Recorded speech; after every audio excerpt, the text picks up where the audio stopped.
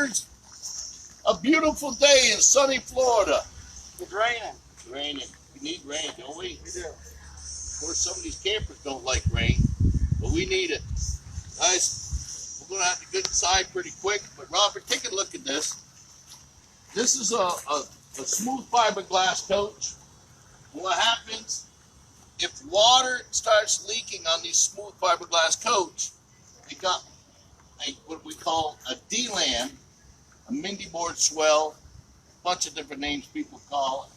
What it really boils down to, water getting behind the fiberglass, delaminating the glue because of the heat of the Florida sun will bake right behind here. And when it does, it basically delaminates the fiberglass from the paneling.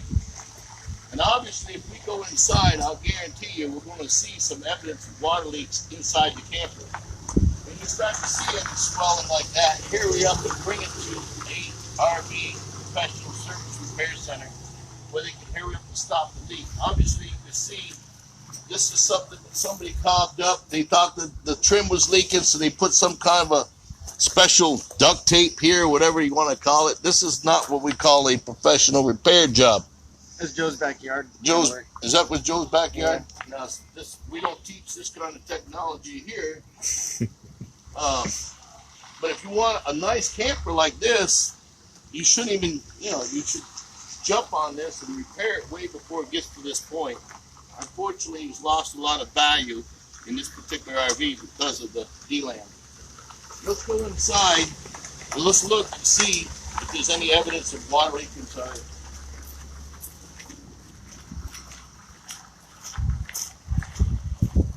Any suggestions for people who have a camper in a day like today? Well, the first one is go inside when it stops raining and see if you have any evidence of actual physical water laying on the countertops, laying on your floor, dripping on the bed. I'm going to show you a few things inside that you want to really inspect. Even if you don't see active water, you could actually catch it before it gets too worse.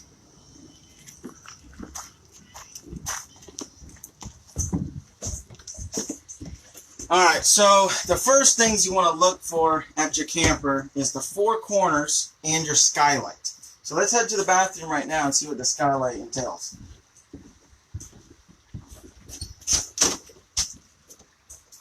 So what you want to look for is at your skylight and even at your vents, even wherever in the coach, in the kitchen, the bedrooms, the bathroom. Any hole that might be cut in the ceiling. Exactly. So at the skylight, what we're looking for, and well, actually, sure enough, here we go. So you see it's a little shiny right here, okay? So, and then you also see there's a little bit of, rust stains. It's like a mold stain. Exactly. So what's happening is more than likely this skylight is currently leaking or has leaked in the past. And what we need now to do is inspect the roof very carefully and see at the skylight if there's any voids in the sealant or even a physical crack as well, because let's face it, it is plastic.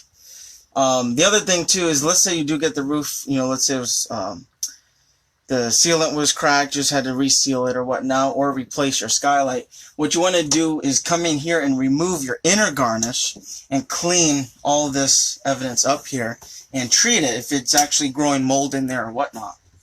So now let's go to the other corners of the camper as well. Yeah, go to the rear corners. So check it out. What you want to do is get your flashlight out and look at the corners, okay? And then push up against them as well. And if anything feels soft or anything, inspect it a little bit closer. But right now, this is all solid. So right now, that's not showing us any leaks. Any evidence of leaks? Exactly. Either corner? Yeah, that corner looks pretty good too. So I'm not suspecting anything. I don't see no stains or nothing. All right, now let's go to the front corner where we saw the evidence of the D-lam on the outside of the coach.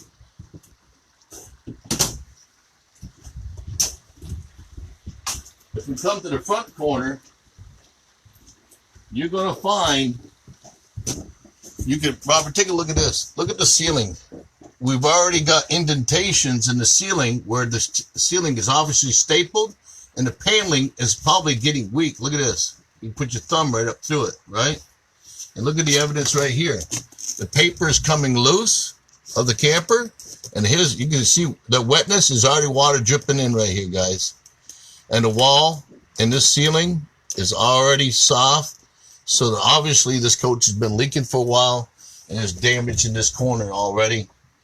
And matter of fact, if you look in the front, always look to the very front of the camper.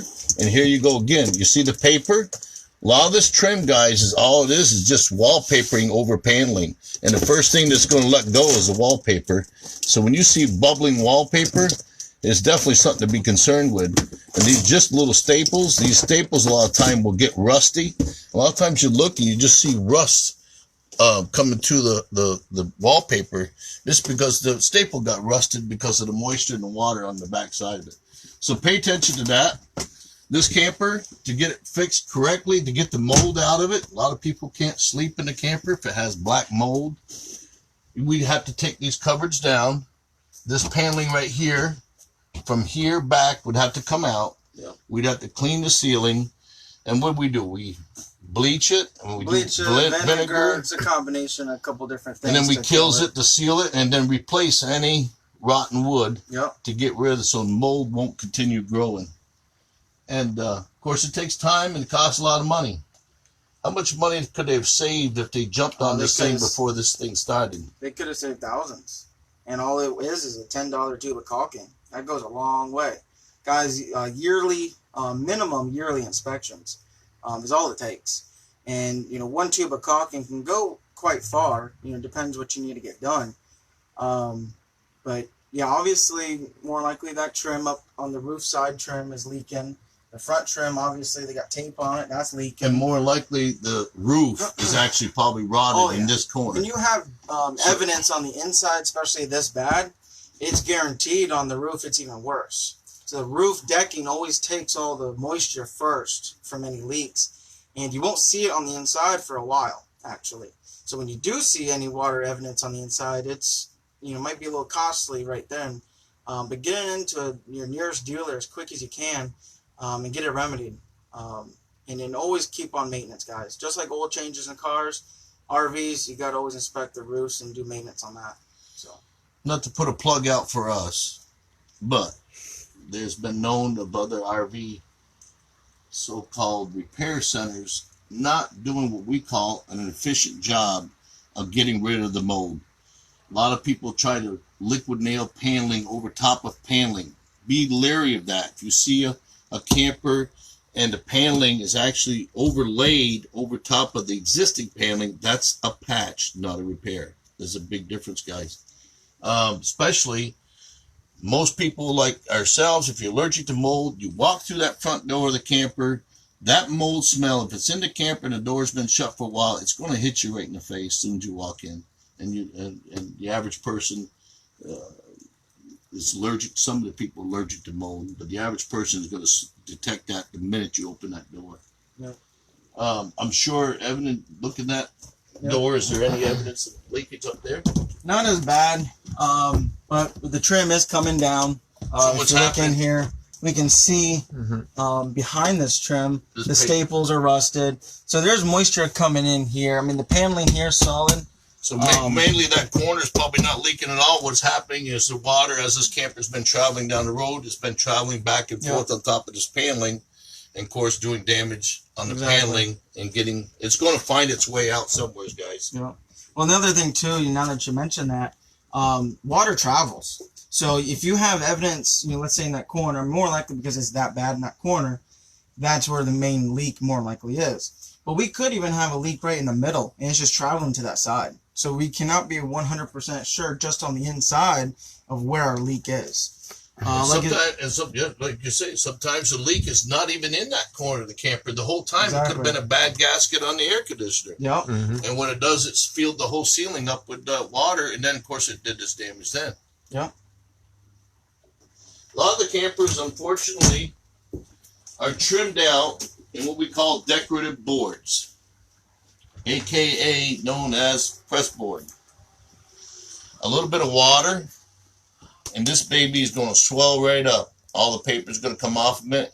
And if you notice on your slide outs, a lot of times if you look towards the bottom, they're getting a little bit more clever. They're putting what they call a punt block in, which is actually plastic, towards the bottom, because they used to run this all the way to the bottom, and the minute this floor gets a little damp or wet, it would suck right up and it'd swell up the bottom of that trim. Having a nice little plastic piece down here stops a lot of that moisture from getting into the press paper board. Yeah. If you have a camper with a slide out, and just because this is swelled up, it doesn't necessarily mean that your camper is leaking. What it means is you brought the slide out in on a rainy day, water's gotten on the floor, and that press board picked it up. Yep. And it's so close to the outside. And this being plastic, a lot of times you can actually replace, if you have one that's trimmed all the way down, a lot of times you can cut the thing off 6 to 8 inches off the floor and actually replace it with a nice solid piece of wood, and still make your coach look nice and get rid of the press paper. I'm not a fan of the press paper going all the way to the floor, because when you bring your slides in and out on a regular basis, especially you hurry up to go home and it's raining and you got to leave, it doesn't take very long for it to swell right up. Yeah. The other nice investment too on your slides is awnings over them. That keeps a lot of, the worst thing that you want when you is bring water it in, sitting. that water goes right off, dumps Yep. automatically, right? Yep. So the slide out awning, what's the cost for a nice slide out awning over a slide like It this? varies. I mean, you can get just a basic one, white or black in color with no weather shield. Anywhere from, few $100s, up to $1,000 as well. It depends on the size. Some of your full body slides, a lot of the manufacturers are always, making sure those have it right from the factory because of how big it is. But the average coach about this size, what are they? About this size here, you'll probably be, I would say, between $400 to $500. How much money could that save you? Oh, geez.